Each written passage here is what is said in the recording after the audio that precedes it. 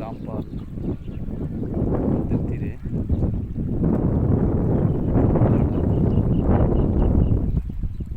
নদীটা আসলে অনেক মরে গেছে, জল পড়ে গেছে। বিশাল নদী ছিল এটা। এই নদীটা সমুদ্রের সাথে অর্থাৎ সুন্দরবনের সাথে সরাসরি যোগাযোগ আছে। এই নদীর একটা বৈশিষ্ট্য আছে যে যেদিকে ভাটা হয় সেদিকেই জোয়ার হয়, মানে পানি সবসময় একদিকেই টানে। জোয়ারের সময় একদিকে টানে, ভাটার সময় একদিকে টানে। এ হচ্ছে সেই রামপালের নদী। এটা কখনো বিপরীত দিকে পানি যায় না, সবসময় একদিকেই পানি যায়। জোয়ারের পানিও যেদিকে যায়, ভাটার পানিও সেদিকে যায়। এটা হচ্ছে সেই রামপালের নদী। আকাশে অনেক মেঘ, যে কোনো সময় বৃষ্টি হতে পারে।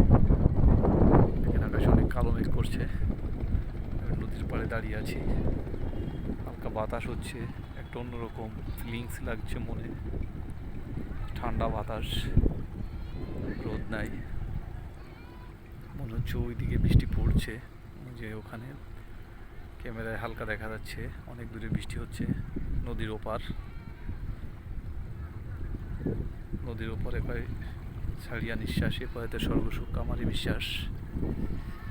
সে নদীর পাড়ে দাঁড়িয়ে আছি।